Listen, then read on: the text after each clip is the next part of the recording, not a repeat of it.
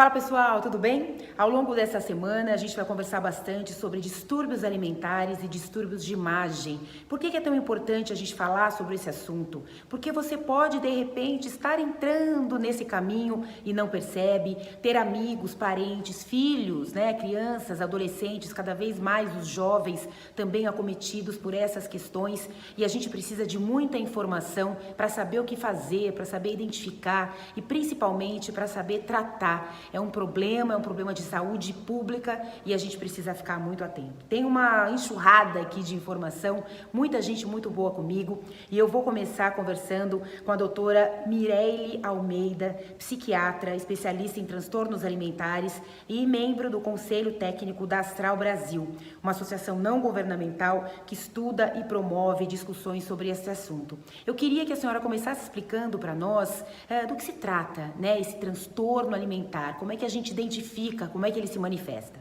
Oi, Renata. Vamos conversar um pouquinho hoje sobre o que são transtornos alimentares e quais os principais tipos de transtornos alimentares. Definimos os transtornos alimentares como alterações do comportamento alimentar que levam a graves prejuízos. Prejuízos tanto do ponto de vista de uma saúde física quanto de uma saúde psicológica, emocional. Os pacientes que apresentam transtornos alimentares, em geral, eles têm uma grande preocupação com o peso e a sua forma física. E essa preocupação leva, então, a essas alterações de comportamento alimentar. Na anorexia nervosa, observamos uma grave restrição alimentar que, com o tempo, vai levando a uma diminuição importante do peso e um comprometimento, então, das necessidades nutricionais do paciente. Na bulimia nervosa, os pacientes, também motivados por essa grande preocupação com o peso e com a forma física, acabam engajando em comportamentos que descrevemos, então, como uma perda de controle que leva a um episódio de compulsão alimentar. Por se sentirem muito culpados, por conta da compulsão, eles têm aí o que chamamos de episódios purgativos, que são comportamentos compensatórios em relação a essa compulsão alimentar. O principal deles é o vômito autoinduzido.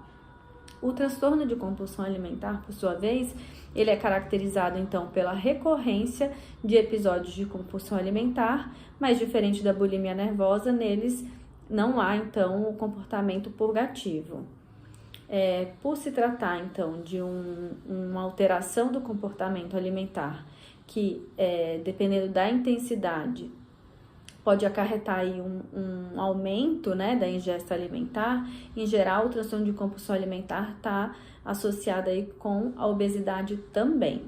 Existe um outro transtorno alimentar que tem sido bastante descrito ultimamente, que chama transtorno alimentar restritivo evitativo, no qual o paciente ele tem uma restrição, muitas vezes relacionadas a dificuldades em relação à própria alimentação, mas que não está relacionada à preocupação com o peso. Então, muitas vezes ele tem dificuldades em relação a características sensoriais do alimento, e isso vai levando aí ao comprometimento nutricional também. Doutora Mireille Almeida, psiquiatra, muito obrigada. Amanhã a gente volta falando sobre como identificar os transtornos alimentares. Eu espero você.